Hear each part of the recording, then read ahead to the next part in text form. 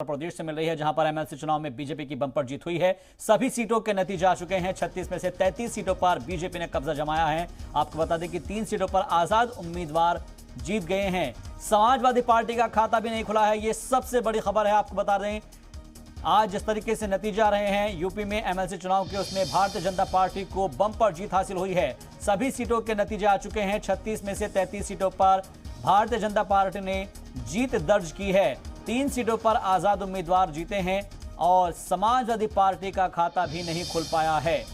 तो बंपर जीत है एमएलसी चुनाव के अंदर भारतीय जनता पार्टी की। एक बार फिर से एमएलसी में भी बीजेपी ने कमल खिलाया है और यूपी में एमएलसी के चुनाव में बीजेपी की बंपर जीत हुई है। सभी सीटों के नतीजे आ चुके हैं, जिसमें 36 में से 33 सीटों पर बीजेपी ने जीत दर्ज की है।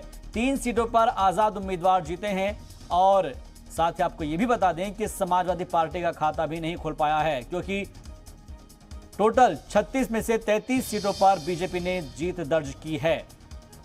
एक और बड़ी खबर मिल रही है लखनऊ से। एमएलसी इंतखाबात के नतीजों पर सीएम योगी का ट्वीट। सीएम योगी ने ट्वीट कर नवमुंतखब अरकान को मुबारकबाद भी दी है। नवमुंतखब सभी एमएलसी को दिली मुबारकबाद। सीएम योगी ने कहा है यूपी के ऐवान बाला के लिए नवमुंतखब अरकान को मुबारकबाद। तो सीएम योगी ने ट्वीट करते हुए नवमुंतखब को जो एमएलसी हुए हैं उनको मुबारकबाद दी है।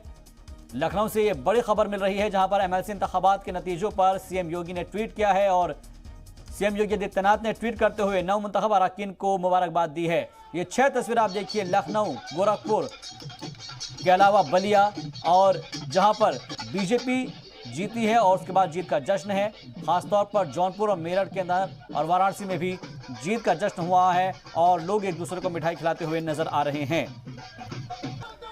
तो जीत का जश्न नजर आ रहा है। आप देख सकते हैं लखनऊ, गोरखपुर, बलिया, जौनपुर, मेरठ, वाराणसी में जहां पर जो लोग हैं वो काफी